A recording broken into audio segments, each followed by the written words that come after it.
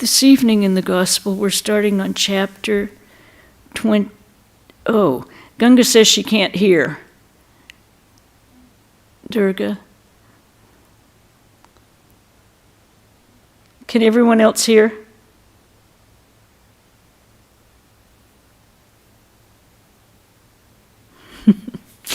Doesn't sound like it.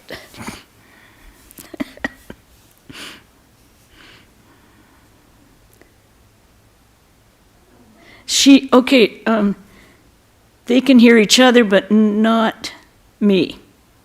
Yeah, good. Finally. How's that now? Yes. Now we can hear you. Okay, great. We're starting on chapter 24, Pandit Shashadhar with Ramakrishna in Wednesday, June 25th, 1884. It was the day of the Ratha Yatra, the car festival of the Hindus. Does everyone know what a car festival is? Okay, it's when they actually take the deity up from the altar, put it on a wooden cart, and take the deity around either the courtyard or the town. It's very similar to the Catholic practice of taking the saints out on their saint days and taking them around. In Spain, I know they take everyone out on Easter. They make a big, it's quite a production because some of those images are so heavy that it takes 100 men walking in unison, pulling the cart. So it's Ratha Yatra, the car festival of the Hindus. At Ishan's invitation, Sri Ramakrishna went to his house in Calcutta. For some time, the master had had a desire to meet Pandit Shashadhar. To meet Pandit Shashadhar Tarka Chudamani, who had been staying with one of Ishan's neighbors. So it was decided that he would visit the Pandit in the afternoon. A few devotees, including Hazra, accompanied the master to Ishan's house. Ishan had invited one or two Brahmin scholars and a devotee who followed the tantric method of worship. Shrish and Ishan's other sons were also present. The master noticed that the tantric worshipper had a vermilion mark on his forehead and smilingly said, "I see he is branded." After a while, M and Narendra arrived and bowed before Sri Ramakrishna. The master had previously informed M that he would be at Ishan's house. The master joked about the delay in serving their meal. One of the scholars quoted a Sanskrit verse about the anxiety created in people's minds of philosophy by the pangs of hunger. Proceeding to explain the verse, he said, "The study of philosophy is indeed edifying, but poetry is more fascinating than philosophy. People listening to good poems think of the study of philosophy, Vedanta, Nyaya, Sankhya, and so forth, as dry and insipid. Again, music is more attractive than poetry. Music melts even a heart of stone. But a beautiful woman has an even greater attraction for a man's heart than music. Such a woman passing by diverts a man's attention from both poetry and music. But when a man feels the pangs of hunger, everything else, poetry, music, and woman, appears as of no consequence. Thus hunger is the most arresting thing." The master remarked with a smile, "The Pandit is witty." Soon Narendra began to sing. A few moments later, the master went upstairs for a little rest. M and Shrish accompanied him.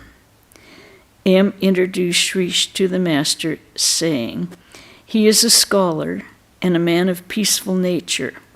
We were fellow students in our boyhood. Now he is a lawyer. Master, it is a pity that such a man should practice law. M. Yes, sir, it was a mistake on his part. Master, I know a few lawyers. One of them shows me great respect. He is a straightforward man. To Shrish, what is your idea about the most essential thing in life? Shrish, God exists, and he alone does everything. But the attributes we ascribe to him are not the right ones. How can a man conceive of him? His nature is infinite. Master, what need is there of your counting the number of trees and branches in an orchard? You've come to the orchard to eat mangoes. Do that and be happy. The aim of human birth is to love God. Realize that love and be at peace. Suppose you have entered a tavern for a drink. Is it necessary for you to know how many gallons of wine there are in the tavern? One glass is enough for you. What need is there of your knowing the infinite qualities of God? You may discriminate for millions of years about God's attributes, and still you will not know them all. The master remained silent a few minutes. A Brahmin Pandit came into the room. Master to M. There is no substance whatsoever in the worldly life. The members of Ishan's family are good, so he has some peace here. Suppose his sons had been lewd, disobedient, and addicted to drink and other vices. Then there would have been no end to his troubles. One very seldom comes across such a religious family, in which all the members are devoted to God. I have seen only 2 or 3 families. Generally one finds quarrels, misunderstanding, jealousy, and friction. Besides, there are disease, grief, and poverty in the world. Seeing this condition, I prayed to the Divine Mother. O Mother, turn my mind at once from the world to God. Look at Narendra's troubles. His father is dead, and the members of his family are starving. He has been trying his utmost to secure a position, but he has not yet found one. Just see how unsettled his mind is. To M. You used to come to Dakshineshwar very frequently. But why have you become such a rare visitor? Perhaps you have become particularly friendly with your wife. Is it true? Why should I blame you? The influence of lust and greed is everywhere. Therefore I pray, O Divine Mother, please don't make me a worldly man if I am to be born again in a human body. Brahmin scholar, why should you say that, sir? The scriptures extol the life of a householder. Master, yes, that is true, but it is very difficult to lead the true life of a householder. To M, how wrong of us. They are singing, especially Narendra, and we have left the room. About 4:00 in the afternoon, the master left in a carriage for the house where Pandit Shashidhar was staying. As soon as Sri Ramakrishna got into the carriage, he went into samadhi. His physical frame was very tender as a result of the austerities he had undergone during the long years of his spiritual discipline and his constant absorption in God consciousness. The master would suffer from the slightest physical discomfort, and even from the vibration of worldly thoughts around him. Once, Keshab Chandra Sen had said that Sri Ramakrishna, Christ, and Sri Chaitanya belonged to a delicate species of humanity that should be kept in a glass case and protected from the vulgar contact of the world. It was the rainy season, and a fine drizzle of rain had made the road muddy. The sky was overcast. The devotees followed the carriage on foot. As the carriage stopped in front of the house, the host and his relatives welcomed the master, and took him upstairs to the drawing room. There, the master met the Pandit. Pandit Shashidhar, a man of fair complexion and no longer young, had a string of Rudraksha beads around his neck. He was one of the renowned Sanskrit scholars of his time, a pillar of Orthodox Hinduism, which had reasserted itself after the first wave of Christianity and Western culture had passed over Hindu society. His clear exposition of the Hindu scriptures, his ringing sincerity, and his stirring eloquence had brought back a large number of the educated young Hindus of Bengal to the religion of their forefathers. The Pandits saluted the master with reverence. Narendra, Rakal, Ram, Hazra, and M, who had come with the master, seated themselves in the room as near the master as they could, anxious not to miss one of his words.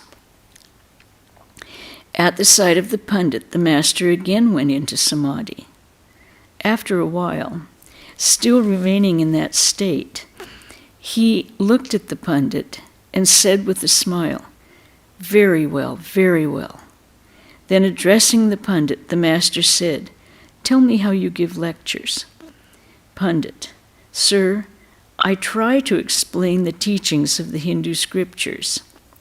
Master, "For the Kali Yuga, the path of devotion described by Narada is best. Where can people find time now to perform their duties according to the scriptural injunctions? Nowadays, the decoctions of roots and herbs of Orthodox Hindu physicians cannot be given to a fever patient. By the time that kind of medicine begins its slow process of curing, the patient is done for. Therefore, only a drastic medicine like the allopathic fever mixture is effective now. You may ask people to practice scriptural rites and rituals, but when prescribing the rituals, remove the head and tail. I tell people not to bother about the elaborate rituals of the Sandhya, as enjoined in the scriptures. I say that it will be enough for them to repeat the Gayatri alone. If you must give instruction about scriptural ceremonies, do so to a very few, like Ishan. Removing the head and the tail is taking away the non-essential parts of the rituals. You may deliver thousands of lectures, but they won't make the slightest impression on worldly people. Can one drive a nail into a stone wall? The point of the nail will soon break, then make a dent in the stone. What will you gain by striking the tough skin of the crocodile with a sword? The sadhu's water bowl, made from the shell of a bitter gourd, may visit the four principal holy places of India with its owner, but it will still remain as bitter as ever. Your lectures are not helping worldly people very much, and you will realize this by and by. The calf cannot stand on its legs all at once. Now it drops to the ground, and now it stands up. So it learns to stand firmly on its legs and walk. You cannot distinguish a lover of God from a worldly person. It isn't your fault, of course. When the first onrush of the gale shakes the trees, it is impossible to distinguish one tree from another, the mango from the tamarind, for instance. Without having realized God, one cannot give up rituals altogether.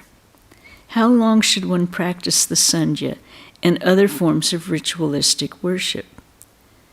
As long as one does not shed tears of joy at the name of God and feel a thrill in one's body. You will know that your ritualistic worship has come to an end when your eyes become filled with tears as you repeat Om Rama. Then you do not have to continue your Sandhya or other rituals. When the fruit appears, the blossom drops off. Love of God is the fruit, and rituals are the blossom. When the daughter-in-law of the house becomes pregnant, she cannot do much work. Her mother-in-law gradually lessens her duties in the house. When her time arrives, she does practically nothing.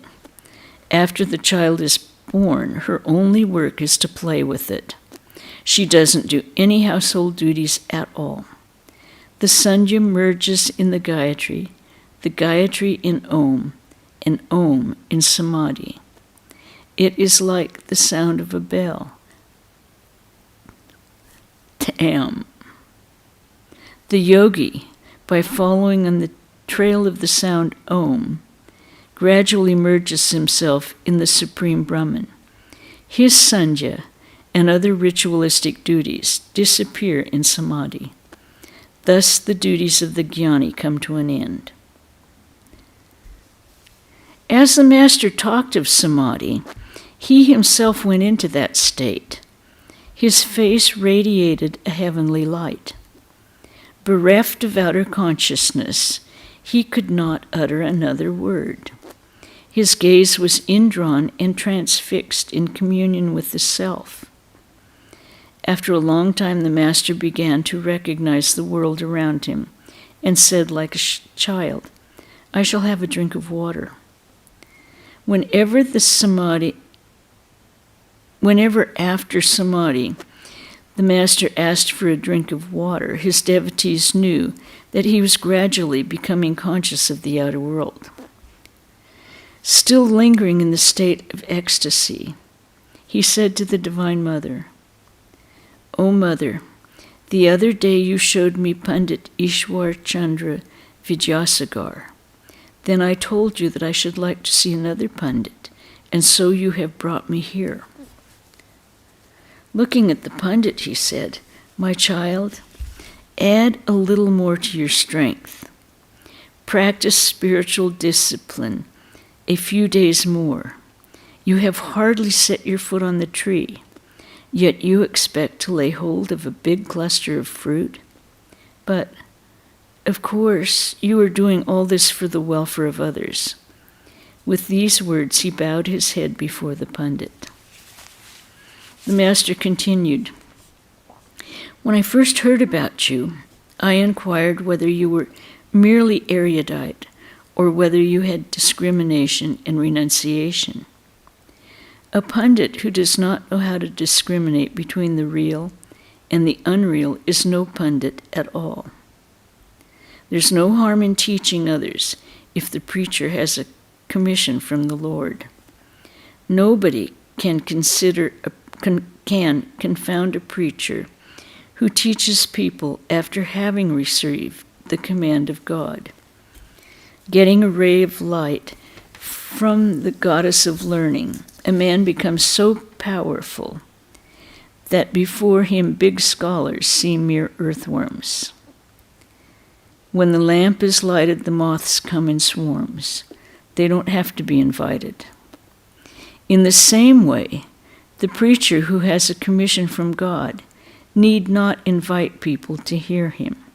He doesn't have to announce the time of his lectures. He possesses such irresistible attraction that people come to him of their own accord. People of all classes, even kings and aristocrats, gather round him. They say to him, "Revered sir, what can we offer you? Here are mangoes, sweets, money, shawls, and other things. What will you be pleased to accept?" In that case, I say to them, "Go away. I don't care for these.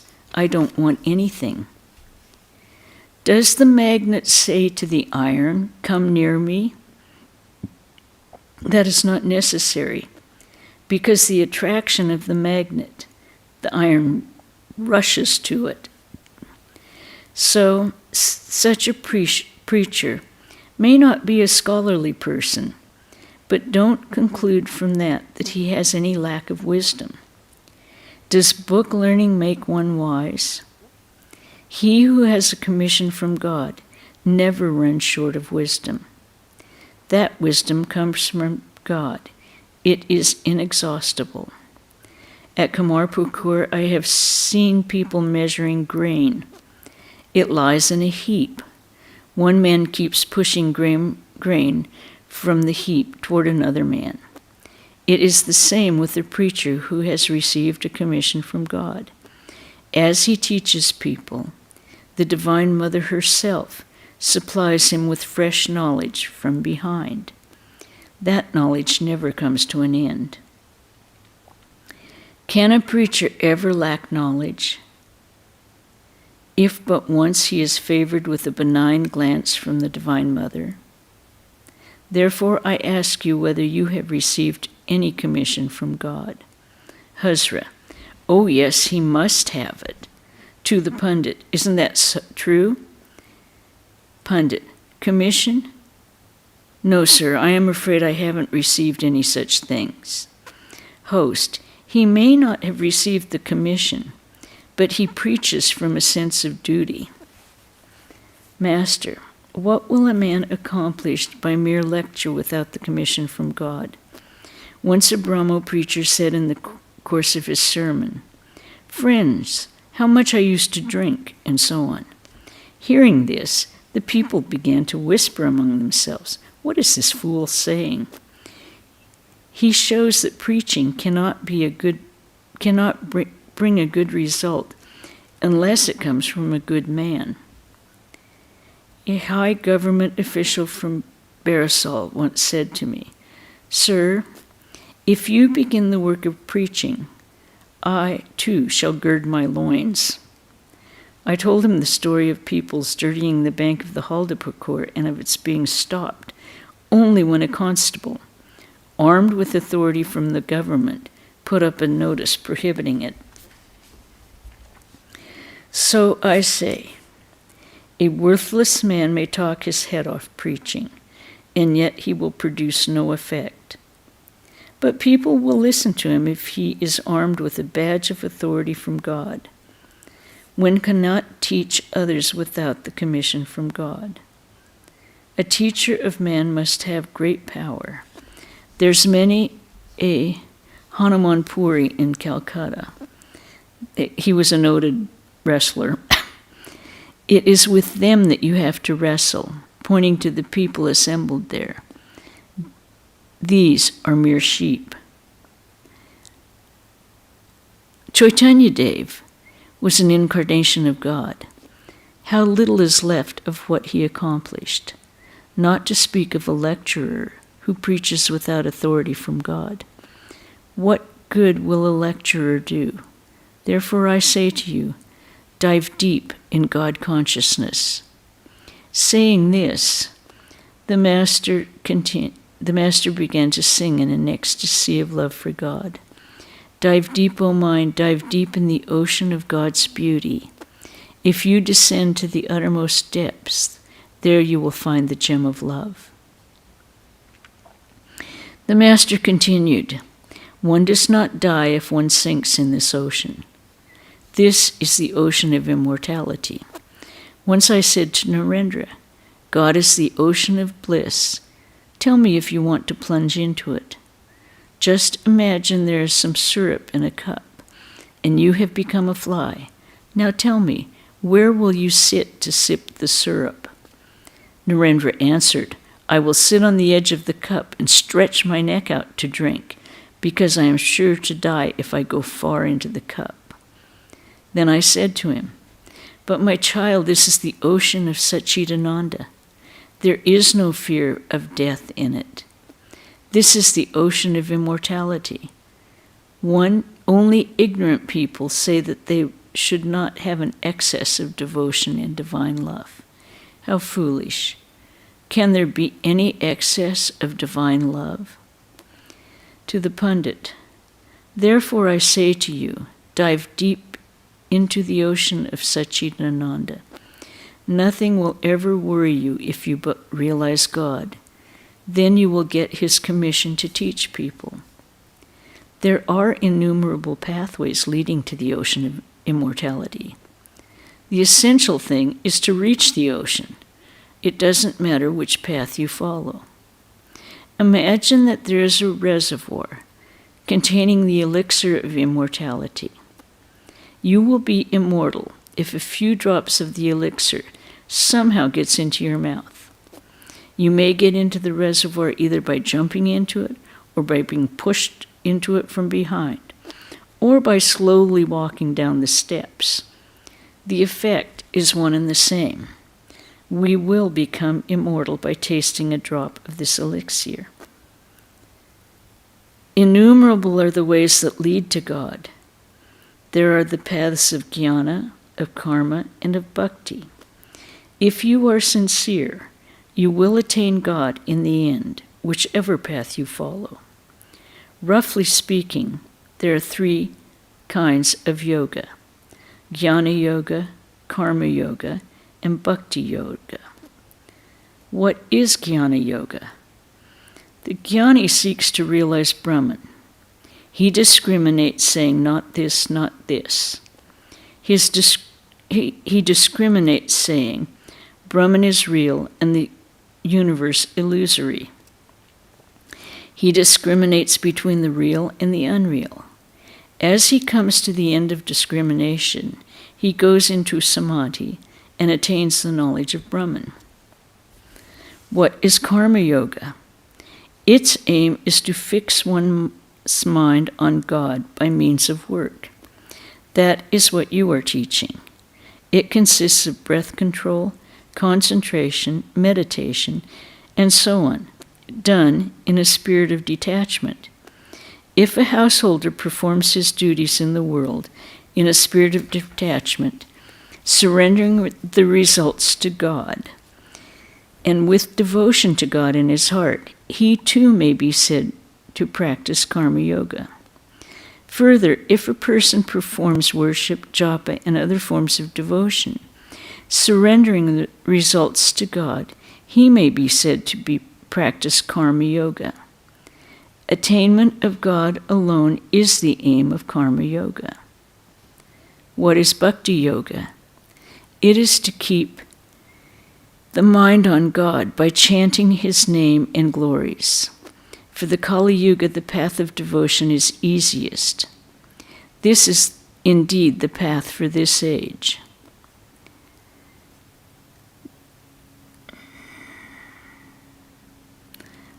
I think we might stop there because we're going to go in the difficulties of all the paths. We're not going to stop this, but do we have any questions about anything that's been read so far? Questions, comments? Can you hear me? Yes. Okay. No comments, no questions? It was a beautiful reading. It is a beautiful reading, isn't it, Devi Yes. Prana? I thought so too. I agree. Yeah, very. It's nice to hear that. So we have the announcements. Tomorrow's lecture will be on affirmations for the new, just affirmations, but since we all do some kind of thing for the new year, figured that. On Wednesday, we will have Swami Akandananda again at 5 o'clock. And there will be a gospel reading next Saturday at 5 o'clock. So I hope we get to see you, and I hope we don't. We had quite a bit of trouble. We had some high winds, and our streaming was off. We were without internet for a day and a half here. So that's why many of you who tried to see Mother's Puja didn't get to see it. Yes. Okay. Durga, are we going to try and get it on YouTube? It didn't record. Oh, it didn't record. Okay. We had a total technical difficulty. Okay. So, you might be able to see it this Sunday, the Hollywood Mother's Puja. Okay. I'm pretty sure you all have the links, so you can check into the Hollywood Puja. Okay, good. Then we'll end with Shanti, Shanti, Shanti. Hari Om Tat Sat Sri Ramakrishna Arpanamastu. It's good to see you all. Stay healthy this year, or try.